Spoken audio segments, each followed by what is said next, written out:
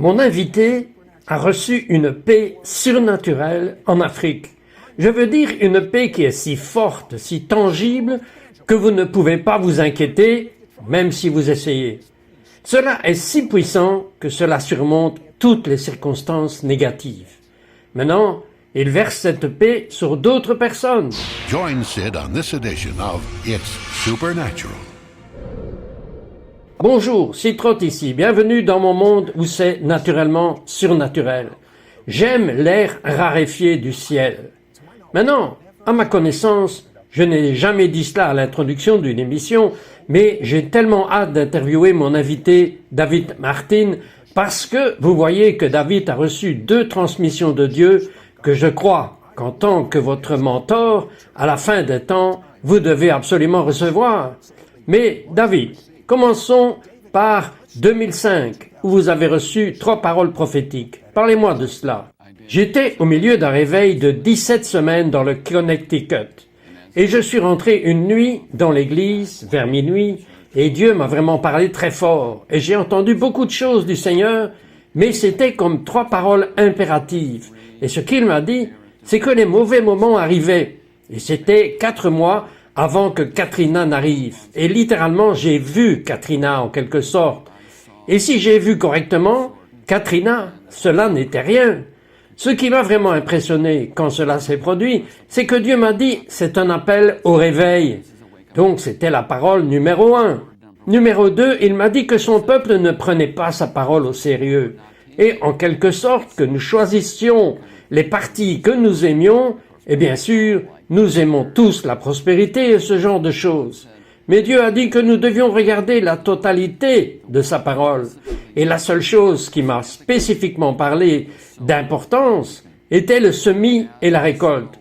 Que lorsque nous semons, nous récolterons. La plupart des gens entendent de semer et de récolter avec de l'argent. Mais cela signifie tout. Chaque pensée, pas seulement nos actes, mais ses pensées. Ce que nous pensons sur les choses sur lesquelles nous méditons. Et c'est là qu'il a vraiment commencé à m'enseigner l'importance de méditer la parole. Parce que ces paroles auxquelles nous pensons en particulier, celles qui suscitent des émotions en nous, créent du bien ou du mal, mais elles créent. Quelle était la parole suivante?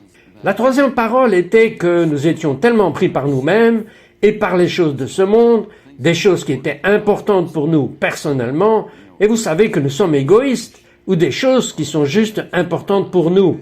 C'est presque l'esprit de cet âge dans lequel nous vivons en ce moment, donc nous devons combattre l'esprit de cet âge.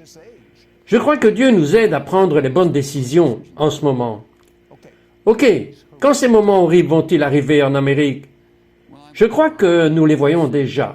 Je veux dire d'autres peuples dans le monde, que ce soit en Indonésie ou en Haïti, mais la Bible dit que dans les derniers jours, et nous y sommes, il y aura des guerres, des rumeurs de guerre, des tremblements de terre, des famines.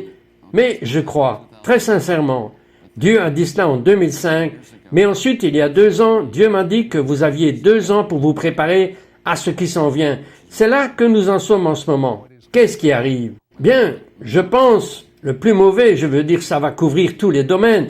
Ça va être économique, ça va être géophysique. Je pense que même dans l'Église, dans le monde religieux, on va voir beaucoup de secousses.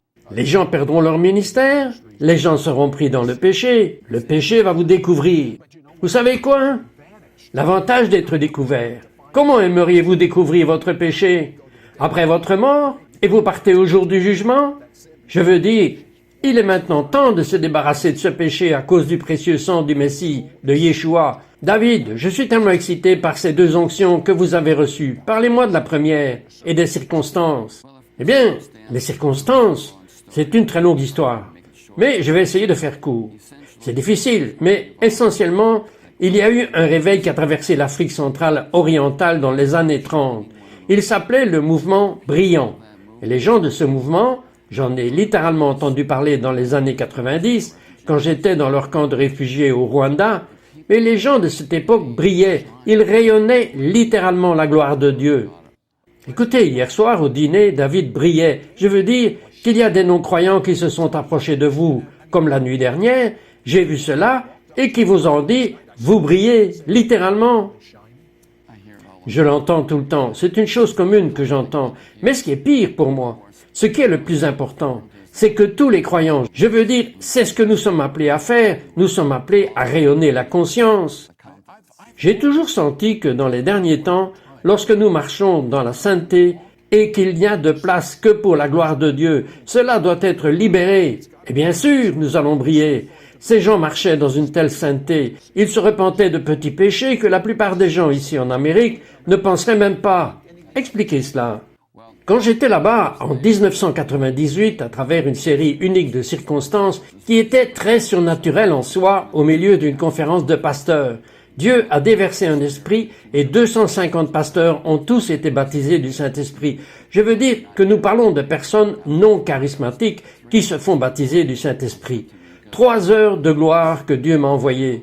Aller au lieu de naissance de ce réveil et pendant que j'y étais, le lendemain, je suis entré dans la chapelle où ce réveil s'est produit quelques 30 années plus tôt.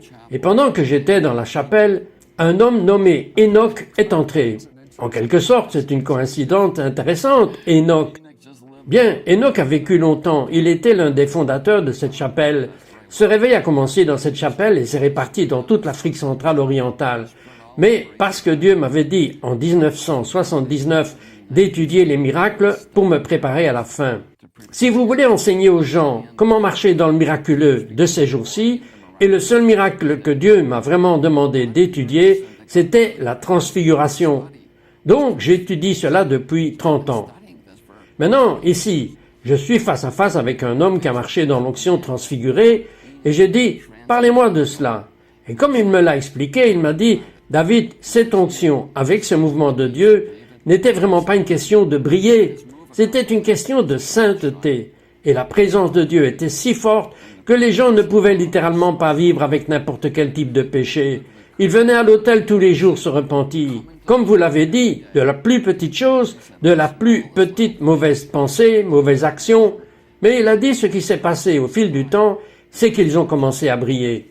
Non seulement David a reçu l'onction de lumière brillante de l'une des personnes qui étaient liées à ce mouvement, dans les années 30, mais il a reçu une onction que je ne crois pas que vous survivrez dans les derniers jours, à moins que vous ne l'ayez, et je l'ai vécu aussi. Ne vous en allez pas, nous revenons tout de suite. We'll be right back to It's Supernatural.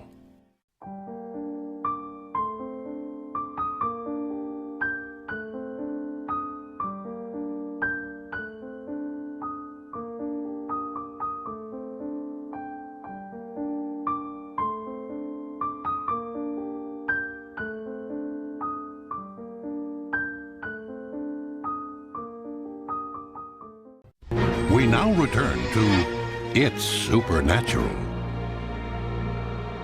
Bonjour, c'est Trott ici avec David Martin. Et David Martin est allé en Afrique et a reçu une onction qui est impérative pour la fin des temps. Alors Enoch, qui faisait partie du mouvement de la lumière brillante des années 30, a prié pour vous. Et que s'est-il bien passé? Quand il a prié pour moi, j'avais eu de grands hommes et femmes de Dieu qui avaient prié pour moi, des dirigeants bien connus. Mais c'était pas pareil, c'était une transmission qui m'a littéralement donné une crainte de Dieu, une vraie peur de Dieu, un désir de vouloir marcher dans la droiture. Je comprends que nous avons la justice, mais c'était un désir de marcher avec Dieu plus près que je n'aurais jamais pu imaginer que c'était possible.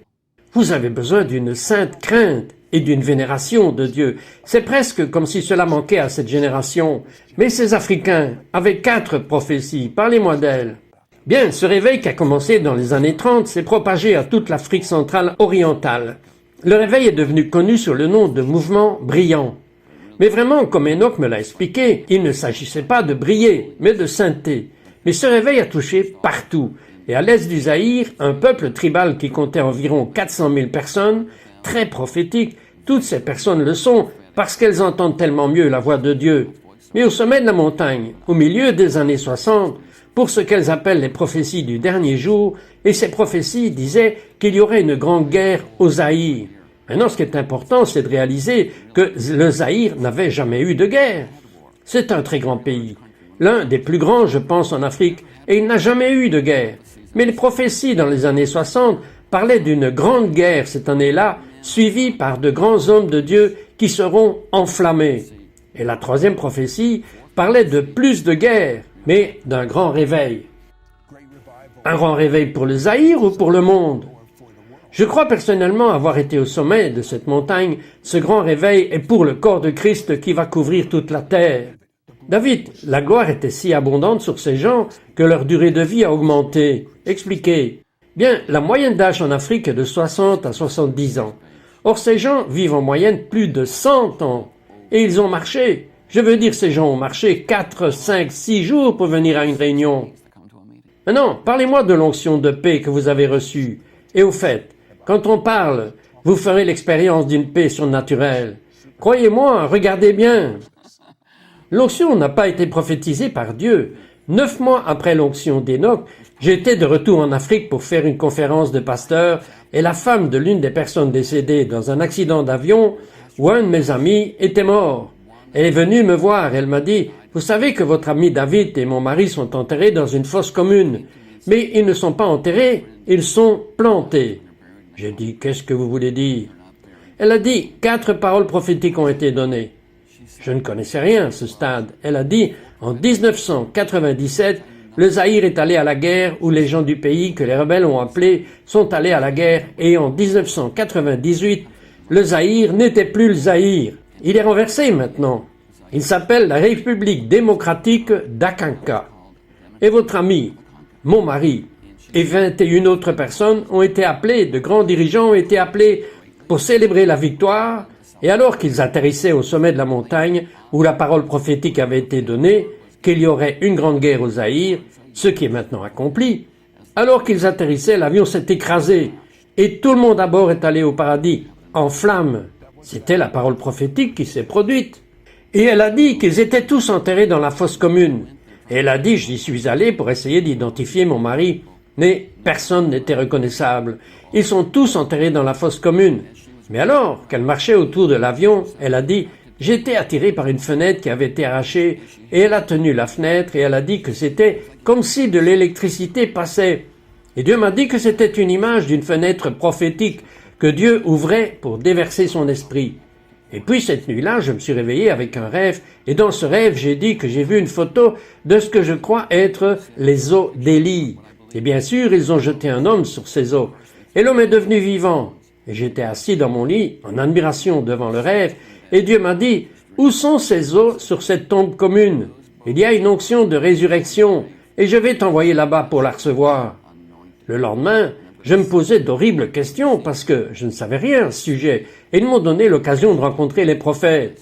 Et j'ai donc rencontré les prophètes, et j'ai dit, waouh, j'ai entendu parler de ces paroles prophétiques que vous leur avez données. Je parle de paroles prophétiques vraiment avant-gardistes. Et Dieu m'a dit alors que je leur parlais, je te ramène ici dans 4 mois pour commémorer ceux qui sont morts. Et l'ONU, je veux dire que nous parlons de zone de guerre, 2 semaines après que l'avion s'était écrasé, le pays retourné en guerre. 3e parole prophétique au milieu de la guerre. Au sommet de la montagne, il y avait la base militaire, et là, Dieu a dit qu'il m'envoyait là-bas pour obtenir une résurrection. Comment cela va-t-il se passer, Dieu?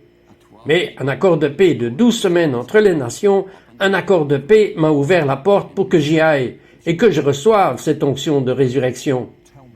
Ok, dites-moi combien de personnes étaient là. Eh bien, ils l'ont estimé à plus de 35 000 personnes, et les gens étaient rassemblés dans un grand cercle. J'étais au centre du mont, et quand je suis allé là-bas, ce qui était intéressant, c'est que les prophètes, quand cet accord s'est produit, m'ont appelé. Et ils ont dit, voudriez-vous venir commémorer les morts?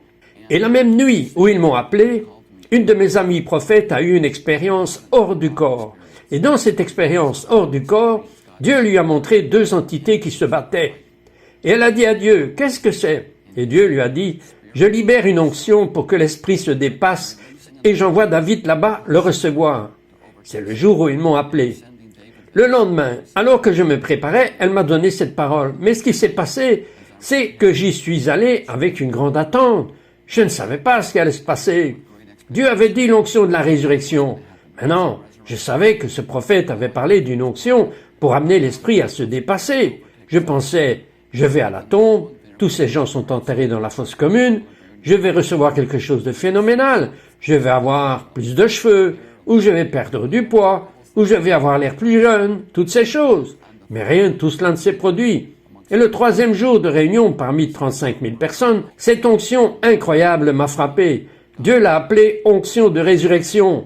Mais la manifestation de celle-ci était la paix.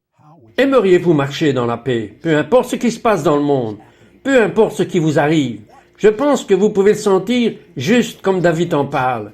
La paix se déverse sur vous. Ne vous en allez pas, nous revenons tout de suite.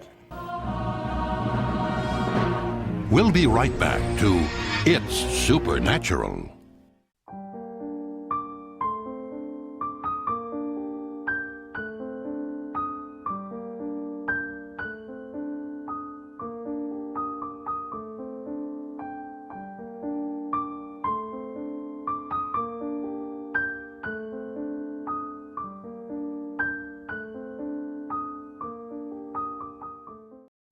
We now return to It's Supernatural. Bonjour, Citrotte ici avec David Martin. Et David est sur cette montagne. Il reçoit l'onction de paix. C'est une onction qui vous aidera à surmonter tout ce qui pourrait vous arriver. David, parlez-moi de cette expérience. Bien, la transmission m'est venue le troisième jour des réunions. J'étais au milieu de 35 000 personnes et la puissance de Dieu m'a frappé. Et à cause de certaines choses qui se passaient, que je ne comprenais pas tout à fait, les gens écrivaient des choses dans l'esprit. Et je n'en étais pas sûr. Je remettais cela en question.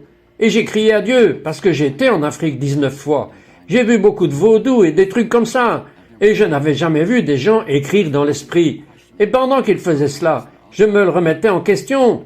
Et je pleurais en disant, « Ah, mon Dieu, je suis préoccupé par ça. » Et puis l'onction m'a frappé, une paix de Dieu incroyable.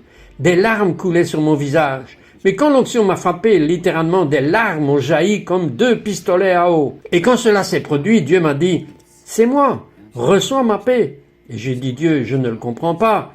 Tu as parlé d'onction de résurrection. » Il a dit, « Mais c'est ce que c'est. » Et j'ai dit, « Aide-moi à comprendre. » Et il m'a emmené à l'histoire de la femme qui ne pouvait pas avoir d'enfant.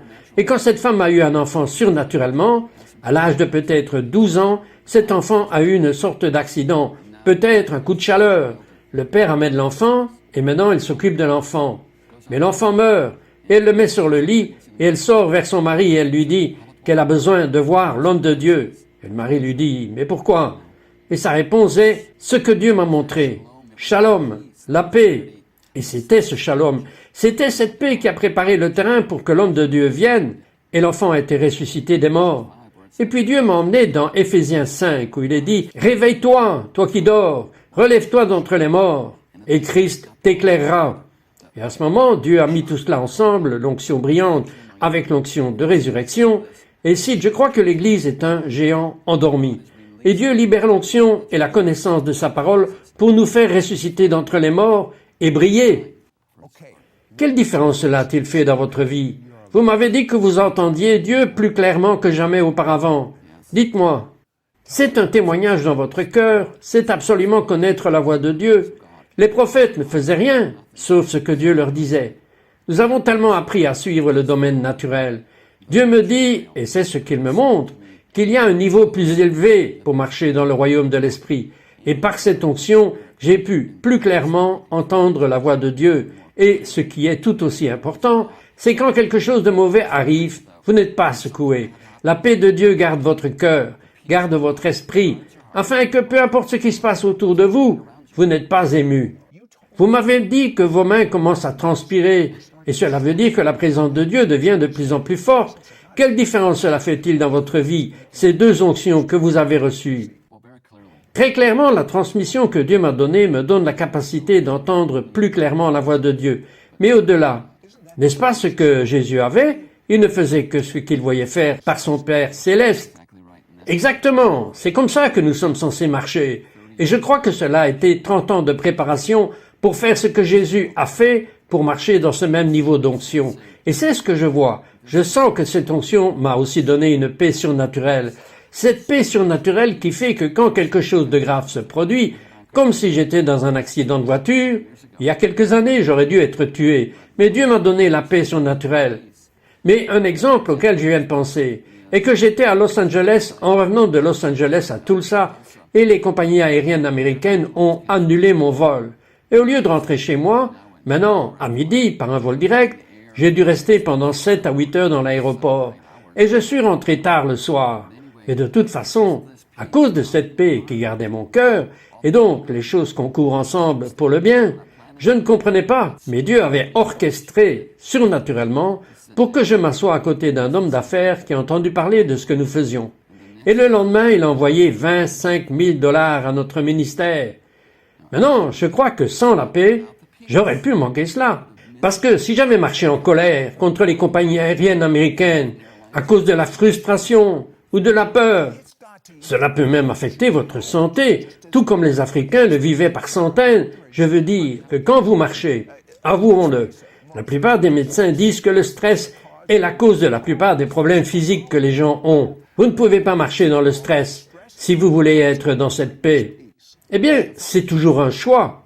Mais un point intéressant de cela à propos du stress, bien, la parabole du semeur. Je crois que c'est la clé de toutes les paraboles. Le fruit qui aurait dû sortir du bon sol ne l'a pas été à cause des soucis du monde et de la tromperie des richesses. Maintenant, ce qui se passe, le stress ne vous affecte pas seulement physiquement, mais cela étouffe la parole qui produit des fruits. Et ce qui se passe, et je crois que cette onction aide vraiment les gens à marcher dans la parole, et la parole n'est pas étouffée. L'espoir de l'Amérique, l'espoir du monde, votre espoir, marchez dans ce genre de paix. Priez pour la paix en ce moment devant cette caméra. Père Dieu, au nom de Jésus, en ce moment, cette onction qui est dans ce but, nous venons de la libérer par la foi. Père, laisse ta paix se manifester dans chaque auditeur. Seigneur Dieu, une transmission de paix surnaturelle, maintenant, pour ta gloire. Amen.